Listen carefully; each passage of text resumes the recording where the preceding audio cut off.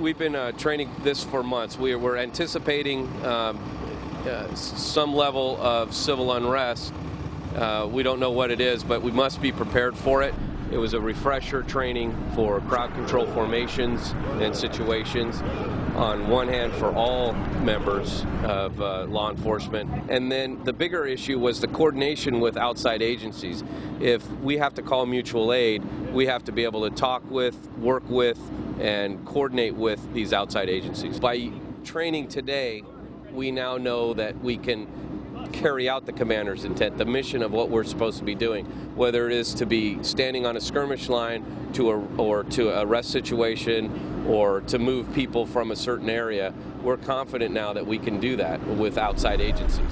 My job is to prepare a worst case scenario. It doesn't mean that the worst case scenario is going to happen, but you always have to be prepared, because if you do not and it takes place, then people ask, well, why weren't you prepared? Why didn't you think about this? And so what we're doing is the worst case scenario, and we're doing a lot of what if this, what if that.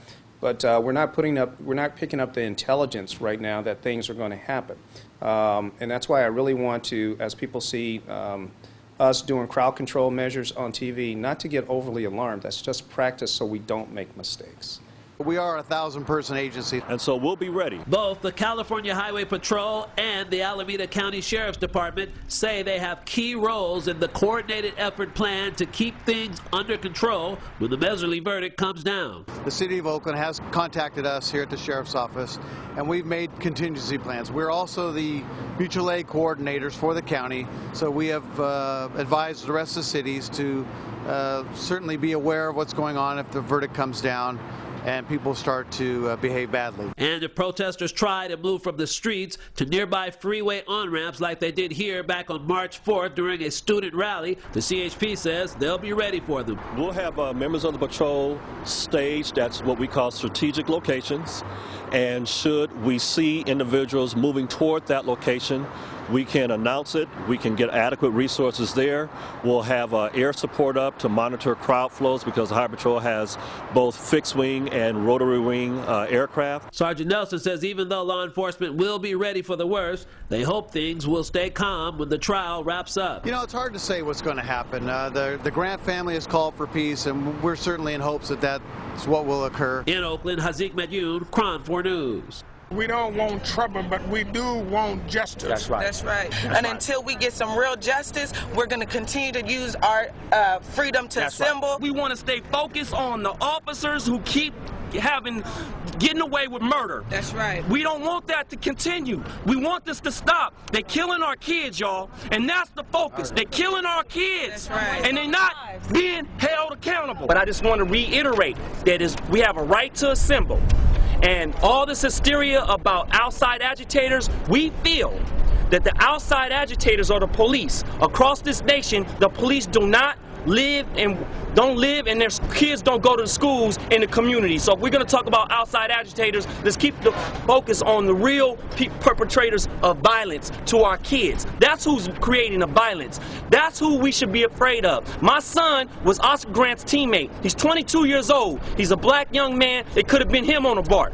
Now, I'm proud of my son for coming out here and feeling angry enough and feeling enough passion and compassion to come out here and want to stand with the people. And we asking all the people, if you feel that way, don't pin it up inside. Come out here. We're providing a space, and it's an alternative. It's alternative to other forms of expression. So if you want to go out and do other things and all like that, that's on you. But if you want to come out and participate and to speak out and build with other brethren about what we can do to move forward, then come out here 14th of Broadway. We're going to be out here the day of the verdict at 6 o'clock.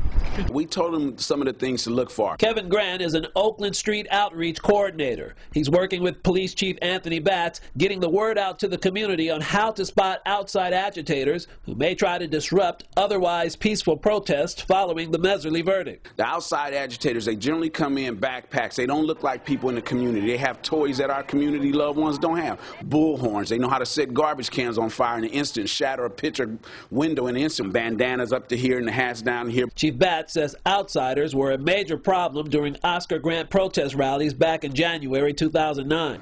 75% of those people who were arrested were outside the city of Oakland. And so what residents are telling me is that they are tired of people coming in from outside of our city and cause destruction, and then they go away. Grant says this time, when the verdict protest begins, street outreach workers will be in the crowds looking to stop agitators before they get started. And try to just interrupt them, you know what I'm saying, interrupt their, starting stuff. And then our goal is to try to get in the way. And the message that I like to give to people outside of our city who want to come in and do this, because this is becoming a pattern, is that we will not tolerate you burning or hurting or causing destruction in our city. Now, if you come here to protest, that's your right. We will facilitate that. Part of that practice is to make sure that we don't overreact and we're the cause of any issues, because we will not be. But we will not let people come and destroy businesses or hurt our city or hurt our community. In Oakland, Hazik Medyoun, KRON 4 News.